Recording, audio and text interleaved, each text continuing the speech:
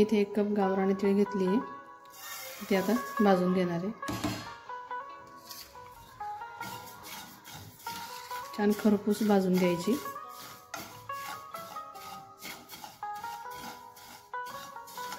मंद आचेवरच भाजायची। आता इथे छान भाजून झालेली आहे, बघू शकता छान लालसर भाजून झालेली आहे। आता मी काढून घेते। अर्धा कप शेंगदाणे, अर्धा कप तीळ घेतली होती, अर्धा कप शेंगदाणे कमी गॅसवर भाजून घेते।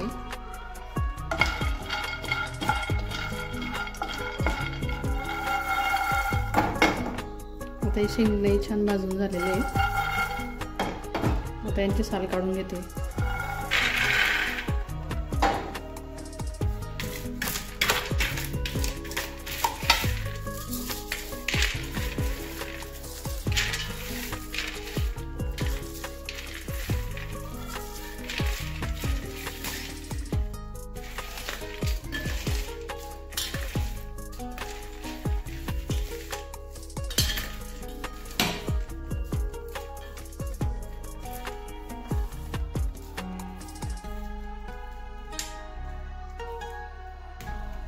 या अशा पद्धतीने साल काढून घ्यायचे।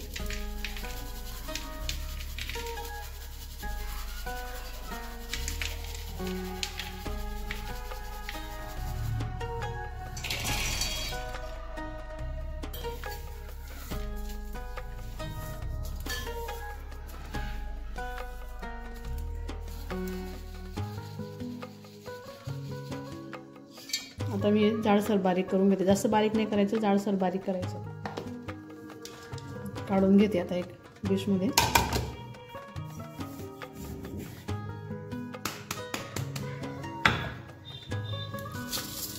आता ही तीळ पण थोडी जाडसर बारीक करून घ्यायची।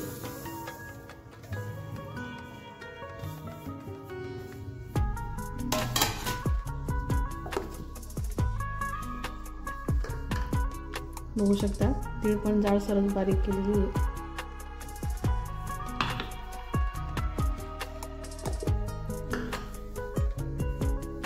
आणि हा इथे 1 कप गूळ घेतलेला आहे। हे अर्धा कप शेंगदाणे, अर्धा कप तीळ आणि 1 कप गूळ। ही प्लेट घेतली मी। आता याला तूप लावून घ्यायचं।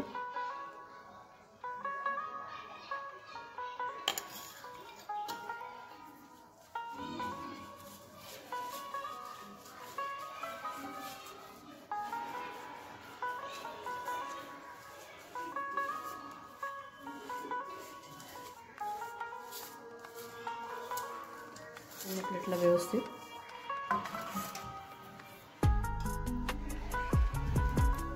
आता इथे गूळ टाकून घेते।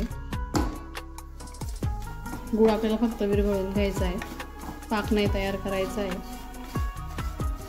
तूप टाकून घ्यायचं आहे याच्यात 1 चमचा।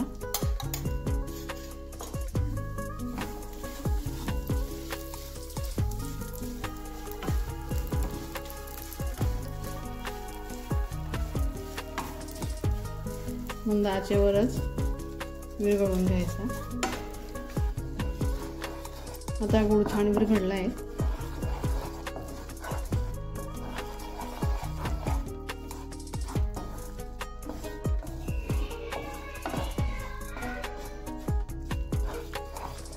ही तीळ बारीक केलेली टाकून घ्यायची।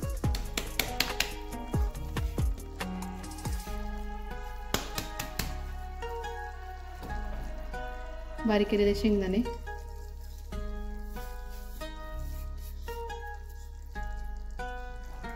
आता हे सर्व व्यवस्थित मिक्स करून घ्यायचं।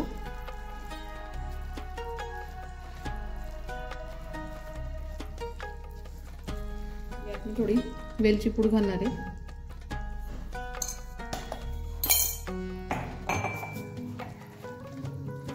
आता हे सर्व व्यवस्थित मिक्स करून घ्या।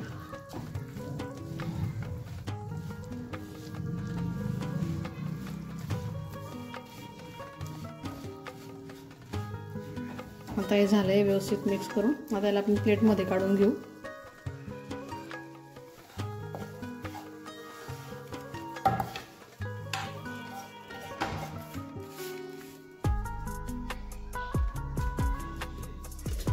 इथं वाटीला तूप लावून घेतलं आहे.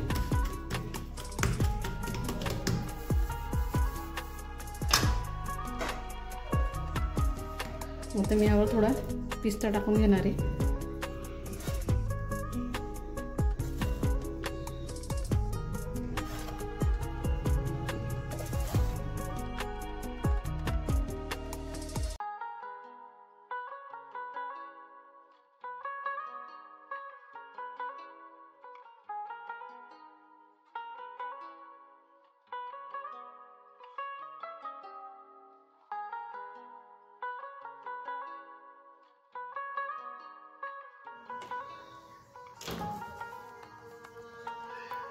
बघू शकता किती छान तयार झालेले आहेत. आता त्याला गार व्हायला ठेवून देऊ. गरम गरमच याला चिरून घ्यायचे.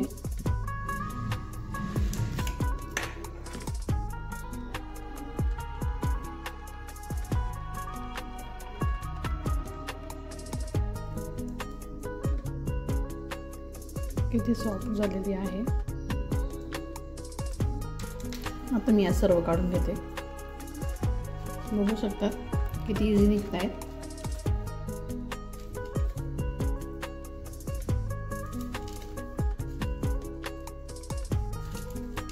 हे बघा.